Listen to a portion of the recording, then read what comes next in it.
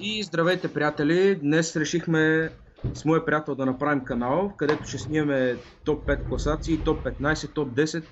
И първото ни видео ще бъде топ 5 невероятни съвпадения, които са се случили наистина. Аз съм Георги.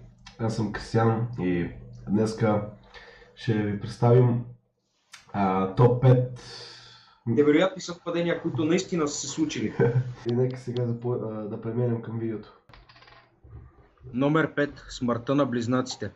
През 2002 година един човек в Финландия бил ударен и убит, докато се опитва да пресече магистрала 8 с колелото си. Така, 2 часа по-късно неговият брат-близнак опитал да пресече същата магистрала и също бил ударен и убит. Ето го и лудото съвпадение. И двамата били убити на 1,5 км разстояние един от друг в рамките на цели 2 часа. Съвпадение или съдба? Пишете долу в коментарите. Номер 4. Мис непотопяема. Имала една жена с име Вайола Джесъп. Тя била като ходеща лоша поличба. Тя била на презокеанския лайнер Олимпик, когато той се ударил със стария круизен кораб Холк. След това била на лайнера Британик, когато ударил мина, разбира се. Също така е била на Титаник, когато ударил айсберг. Ето и тук съвпадението. Джесъп всъщност била стюардеса и медицинска сестра, така че да бъде на корабите било нейна работа. По-късно станала известна като мис непотопяема. Номер 3. Предупреждението. На 20 юни 1940 година съветски археолози открили гробницата на Тамерлан, потомък на Чингис хан. На гробницата било написано следното предупреждение: който отвори моя гроб, ще отприщи окупатор, по-страшен от мен самия. Те го отворили така или иначе. И Германия нападна Съветския съюз 2 дни по-късно.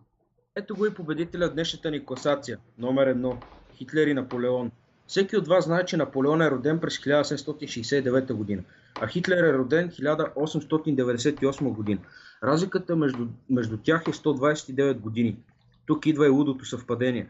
Наполеон е започнал управлението си през 1804 година, а Хитлер 129 години по-късно през 1933 година.